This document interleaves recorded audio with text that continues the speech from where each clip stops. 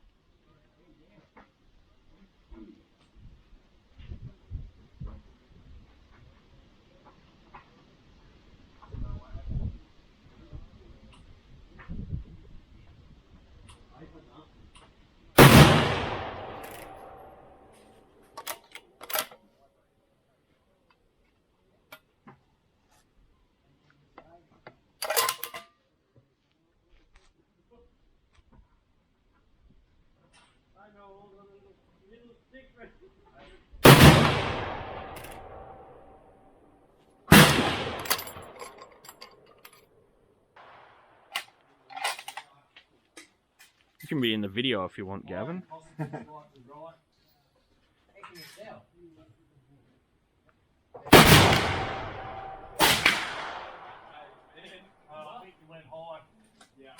Scratch that, I was giving you a good group.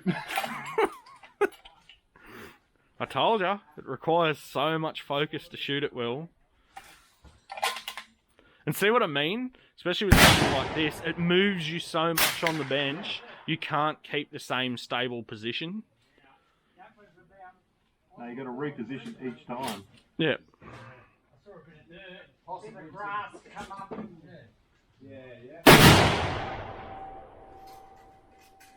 Oh, that's a beautiful action.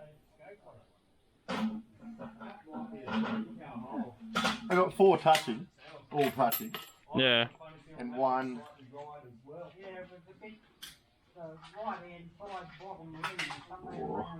Maybe 3/4 of an inch away. Okay, this is the results of the 6.5 Creedmoor node verification. I had the 40.5 grain node and the 41.7 grain node, both of AR2209. I had the better SDs with this 41.7 grain node. There's a second target for this too, which is sitting behind this one. The 40.5 grain node had an SD, if I remember correctly, somewhere in the range of 16. I didn't even bother writing it down because to me that's just no good. This 41.7 grain node, this group we shot with the magneto speed attached to the barrel, which is the exact same for this 40.5 grain target. It had the magneto speed attached to the barrel as well. This target is the 40.5 grain node without the magneto speed attached. They're actually identical groups, just laid out differently from the number of shots. And this one is significantly worse than the one with the no magneto speed attached to the barrel. But this node, the 41.7 grain node, gave me an SD of, if I remember correctly, it was 5.6 feet per second standard deviation. If I remember correctly, I do have the picture on my phone and I'll insert it into the video here. Now to the second target. This target. Okay, this one up here, it's the 41.7 grain node with no magneto speed attached, and it's a 0.67 inch group at 100 yards. All those previous groups were shot at 100 yards off a bench, and this to me indicates the low SD combined with a reasonable group means I should be messing with the overall length of the load to see if I can get that down a bit more. As you can see, there's 3 shots in here and 2 off to the right. The rest of these targets were checking the zero on the 300 Norma mag. So that was the first shot, and I believe I pulled it. That was my second shot. From there, I proceeded to shoot groups. I shot this 3-shot group, which is a 0.29 inch 3-shot group, or 7.6 millimeter center to center. And then this group here I also shot myself, but it's with the old 208 grain ELDM. These groups and these zeroing shots are with the 225 grain ELDM, which is now going to be my long range and hunting load. The 208 grain ELDM ammo I had loaded previously, and I've been slowly getting rid of it so that I can load it up with the 225 grain ELDM projectiles.